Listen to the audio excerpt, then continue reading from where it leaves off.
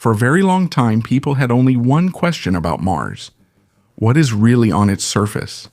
Before, we could only look at it through telescopes from Earth, and all we used to see was a small red dot in the sky. But now the situation is very different. There are now spacecraft orbiting around Mars, and there are rovers actually roaming its surface. And because of that, we now know more about Mars than any other planet except Earth. We have gradually seen the enormous canyons that once had water flowing through them. We have also tracked the giant dust storms that can cover almost the entire planet. And most importantly, there are also some signs that show there may have been life on Mars a long time ago, even if it was ages ago. But what's surprising is that no matter how much we've learned about it, the red planet still continues to surprise us. And just recently, NASA's Perseverance rover detected something they really didn't expect. Honestly, scientists had almost lost hope of finding this. It's a very faint sound, a small crackle like the sound of a speaker being unplugged from the jack cable. Boy. And according to some researchers, that could be the very first evidence of lightning on Mars. It's a phenomenon that scientists have been searching for decades. Even though they used special equipment in various missions before, there was still no clear evidence. So the question now is, why did they only hear it now?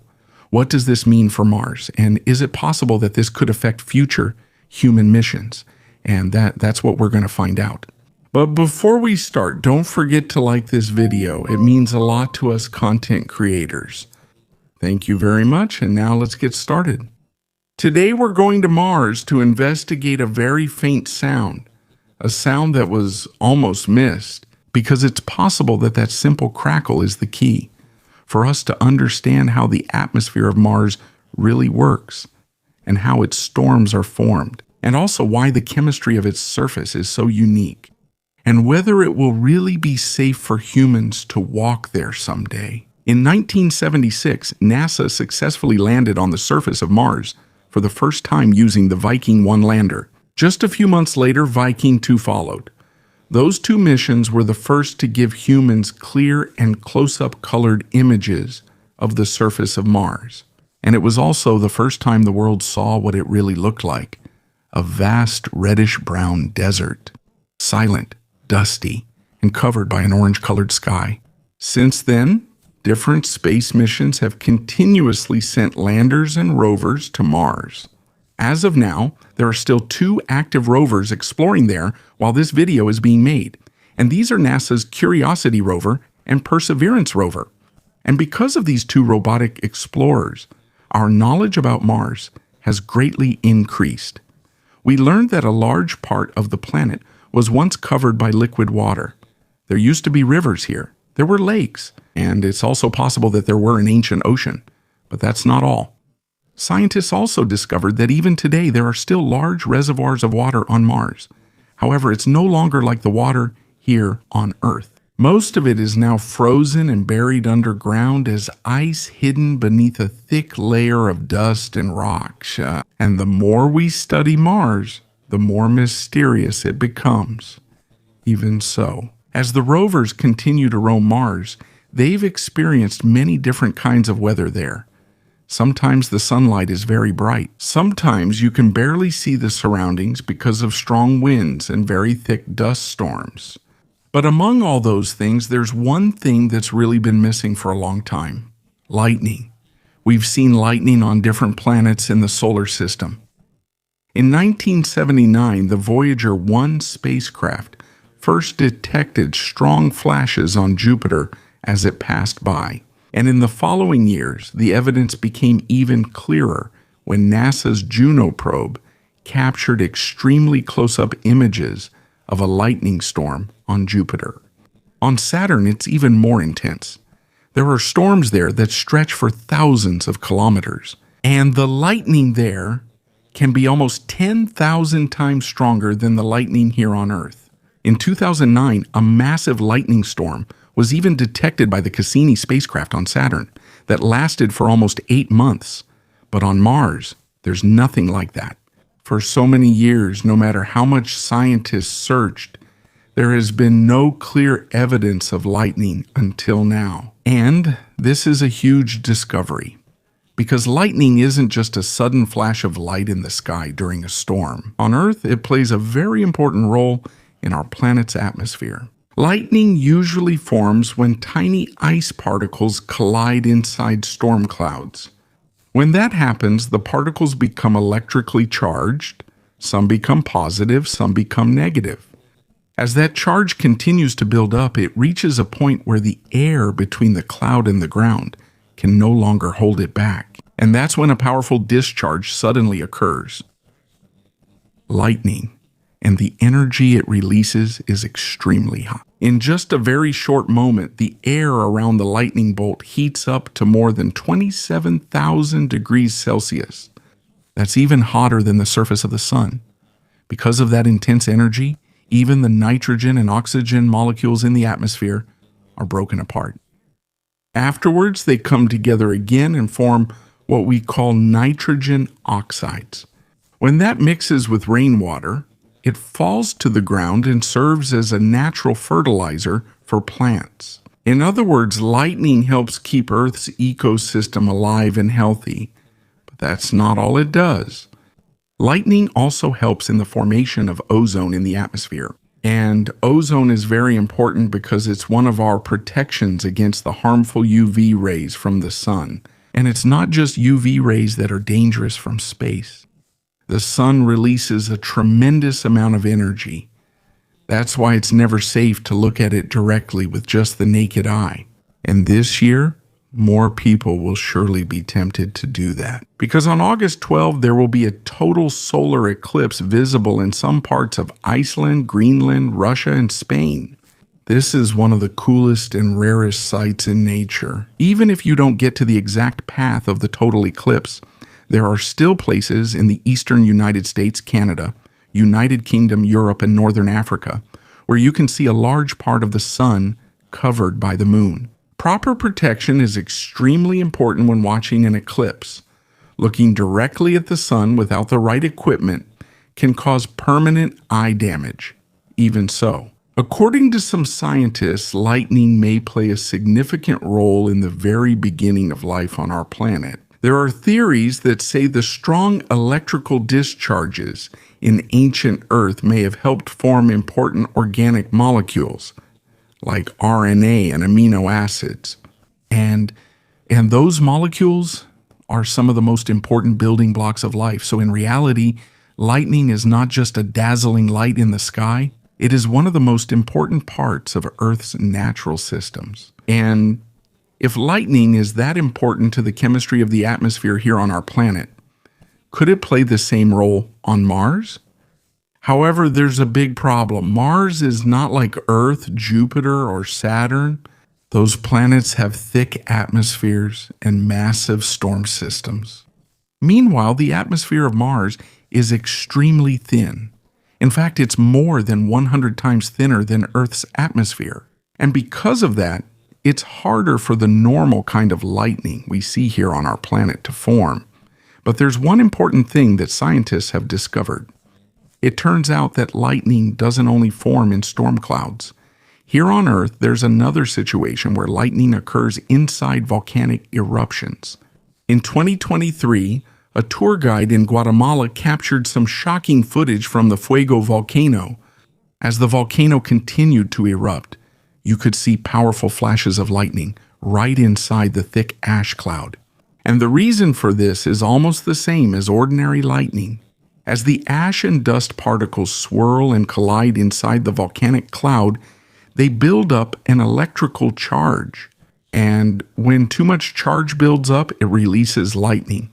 And if there's one thing that's abundant on Mars, it's dust. The winds on Mars are very strong, and they can create massive dust devils that reach up to 19 kilometers high. That's even taller than most mountains here on Earth. According to some estimates by scientists, there could be up to 145 million dust devils moving across the surface of Mars on any given day. And that's not all. There are also giant dust storms on Mars that are so huge They sometimes cover almost the entire planet. During the very first year of the Viking missions in 1976, the two probes immediately observed two global dust storms. These form because of the seasonal heating of Mars. As some parts of the planet heat up, hot air rises and creates massive storm systems that are almost as large as continents. And sometimes every 3 Martian years, which is equivalent to about 5.5 Earth years, these storms come together until they cover the entire planet. Until now, scientists are still not sure why there are long intervals between these superstorms. But there is one theory. Because Mars has a more elliptical orbit than Earth, there are times when it gets closer to the Sun. And when it's summer in the southern hemisphere of Mars, the planet receives more intense heat. Even though the wind there isn't as strong as on Earth, reaching only about 100 kilometers per hour, that's enough because the dust on Mars is extremely fine. When it floats in the atmosphere, it almost blocks the sunlight. And that's a big problem for solar-powered rovers. In fact, on June 10, 2018, a global dust storm caused the end of the Opportunity rover's mission. After the entire planet was covered in thick dust, it never had enough power to wake up again. And that's where one of the most important rover missions in the history of Mars exploration ended. But while this was bad news for the mission planners, that swirling dust was exactly the kind of condition that could possibly create lightning. So for many years, scientists kept looking for it over and over again. For 5 years, the Mars Express of the European Space Agency tried to scan dust storms on Mars to look for even the slightest sign of electrical activity, but they didn't find anything. The ESA also sent the Schiaparelli module with a special instrument to measure electrical activity in the atmosphere of Mars, but it was not able to complete its mission. In October 2016, as it was approaching the surface of Mars, it experienced a software malfunction. Its parachute was released too early and the module crashed onto the surface of the planet. Later on, NASA's Reconnaissance Orbiter's HiRISE camera was even able to capture the actual crash site from orbit. But now, after a decade of searching, it's possible that evidence of lightning on Mars has finally been found. And the most surprising thing is that's not even what the Perseverance rover was actually looking for. The main job of its SuperCam instrument is to study the rocks on Mars. It does this using a laser. It fires a laser at the rocks. Then it analyzes the light and sound produced by the tiny explosion. But while the SuperCam's microphone was listening to the sounds from the rocks, it heard something else, a strange crackle. And at first the scientists weren't sure what the small popping sounds were. But this discovery was so interesting that a group of Mars researchers, led by Baptista Chede from the Francis Institute of Research in Astrophysics and Planetology, carefully reviewed almost 45 months of recordings from the SuperCam microphone.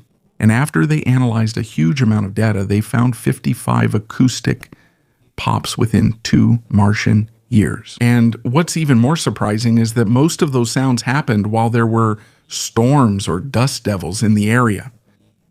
As their study went on, they started to wonder even more, could this really be the first sound of lightning on Mars? Or could there be another explanation for those mysterious sounds? Despite this, in the research paper published in the journal Nature in November 2025, Baptista Chede and his team carefully examined all possible explanations for the mysterious sound heard by the Perseverance rover. The first thing they thought was that maybe the rover itself caused the electrical discharge. It's possible that there was static electricity or mechanical noise coming from its own equipment. But when they compared the sound to all the known noises of the rover, it didn't match. The crackle recorded by the SuperCam microphone was really different. After that, they had another theory. Maybe a small dust particle hit the microphone or its housing, which caused the popping sound. That could have been possible. But there's one problem. The simple impact of a dust particle can't explain the electrical interference that came with the sound. That means there really was some electrical activity. So the team started thinking, how could they prove if what Perseverance heard was really lightning? And this is where their experiment became even more interesting. Instead of relying solely on computer simulations, they tried to replicate the conditions of a dust storm on Mars right here on Earth. They used a replica of the SuperCam instrument. Afterwards, they rubbed particles together to generate static electricity. It's almost the same as what happens with swirling dust on Mars. While they were doing that, the microphone recorded the sounds and electrical signals produced. And the result? It's almost exactly the same as the electrical spike that the Perseverance rover heard on Mars. After studying all the data, the team came to a single conclusion. According to them, the most likely explanation for the 55 mysterious pops recorded by the rover is electrical discharges from lightning on Mars. But the story didn't end there. In February 2026, another group of scientists added new evidence. While they were analyzing more than a decade's worth of data from NASA's MAVEN spacecraft, or Mars Atmosphere and Volatile Evolution mission, they noticed something unusual. A small but very important signal. It's called a Whistler wave. Here on Earth, Whistler waves are low-frequency radio signals that travel along the planet's magnetic field lines before gradually fading away. But the most important thing about this is its source, because usually Whistler waves are directly connected to lightning activity. In other words, it's a very strong signal that there is lightning. Scientists have already detected Whistler waves on other planets, like Jupiter, Saturn, and Neptune. All those planets have strong magnetic fields and electrical storms in their atmospheres. But on Mars, this hasn't been seen before. And there's a reason for that. Mars doesn't have a global magnetosphere like Earth or Jupiter. Its core's internal activity stopped a long time ago, billions of years in the past.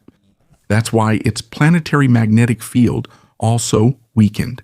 But that doesn't mean it has completely lost its magnetism. There are still localized crustal magnetic fields in some parts of Mars.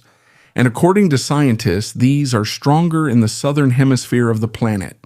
Now, researchers believe that Whistler waves possibly pass through those areas whenever there is lightning-like activity in those regions. And this is where things became even more mysterious, because if this is true, how often does lightning actually occur on Mars? So far, out of more than 100,000 MAVEN data points analyzed, the team has only found one Whistler wave in the ionosphere of Mars, and it only lasted for 0.4 seconds.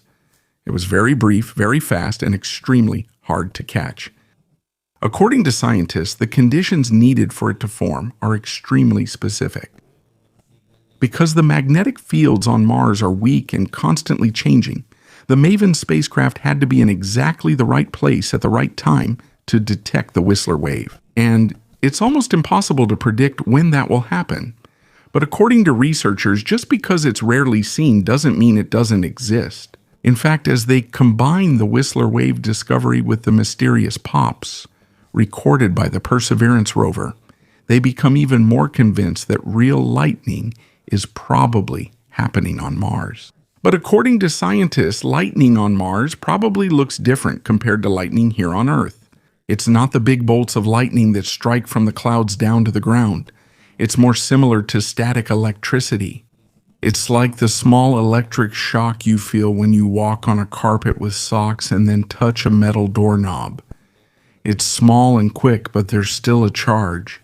And because there are so many dust storms and dust devils swirling around Mars every day, it's possible that millions of these small electrical discharges are happening all over the planet. And this is a huge deal for our understanding of Mars because when the dust is electrically charged, it's easier for the wind to carry it away. It also changes how dust particles clump together as they travel through the atmosphere. This means that lightning is not just a result of the weather.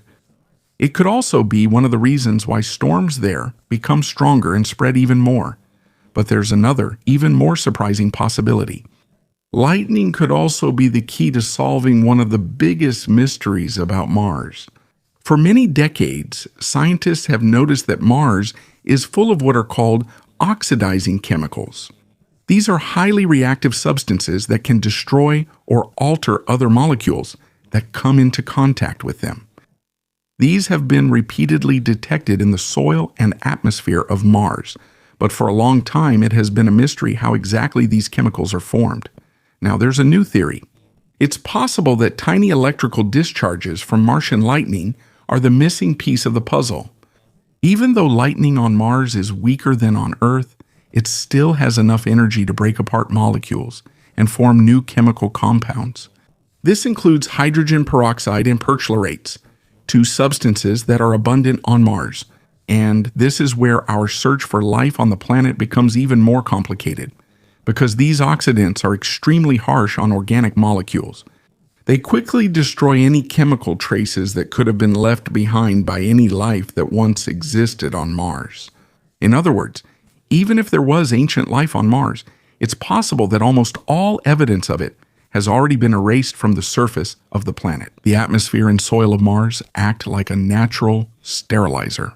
It gradually erases traces of organic material over a very long period of time. So according to scientists, if we really want to find real evidence of life on Mars, it's not enough to just search on the surface. We need to dig deeper, underground, inside rocks, or in sediments that have been buried for a long time and protected against strong oxidizers. This is the only proper and most likely way to find out if there really was life on Mars in the past. But according to researchers, that's not where the effects of the lack of Martian lightning end. There's another big problem, and this directly affects the Perseverance rover and other machines that are currently operating on the surface of Mars. Because when the dust is electrically charged, it becomes extremely sticky. It's like static electricity. If you've ever scattered beanbag beads or tiny styrofoam balls before, you know how hard they are to remove. When small beads collide, they get a static charge, and because of that, they stick to your hands, clothes, broom, almost everything. The same thing happens on Mars. When the dust particles there get charged, they cling very tightly to the surface of the rovers. They gradually cover the instruments, cameras, sensors, and especially the solar panels. And that's a big problem because most of the landers and rovers on Mars use solar power. When dust covers the solar panels, the energy they collect from the sun gradually weakens, and sometimes they completely shut down. That's exactly what happened to NASA's InSight lander in December 2022. Because of the thick layer of dust that accumulated on its solar panels, it completely lost power. And after that, it never woke up again. It was quietly left behind on the surface of Mars. But despite this problem, future Mars missions will still continue. Right now, the European Space Agency is building the Rosalind Franklin rover, which is targeted to launch in 2028. Meanwhile, India's ISRO is also working on their own Mars mission. It's called the Mars Lander Mission, or Mangalyaan 2. They plan to send it to Mars by 2030. But what's even more exciting than all of that? It's possible that in the coming years it won't just be robots on the surface of Mars, because both NASA and SpaceX have big plans to send humans to Mars within the next decade. In fact, according to SpaceX's plans, they aim to send the first starships to Mars around 2026. Now the question is this dangerous for future astronauts? There's some good news though. Most likely, the first person to set foot on Mars won't be struck by strong lightning like here on Earth, because Martian lightning is too weak for that. But that doesn't mean it's harmless, because even small electrical discharges can still affect the astronauts' equipment. It can interfere with sensors, electronics, communications equipment, or other critical systems needed to survive on Mars. So even though lightning on Mars isn't as dramatic as what we see here on Earth, it's still a real engineering challenge for future human missions. And according to scientists, a lot more research needs to be done before we fully understand how lightning really works on Mars. But this simple discovery by the Perseverance rover is enough to open a new chapter in the study of the red planet. And this just shows that even though we've been observing it for decades, Mars continues to surprise us. And if these are the kinds of discoveries we're making now, what more could the rovers find in the future?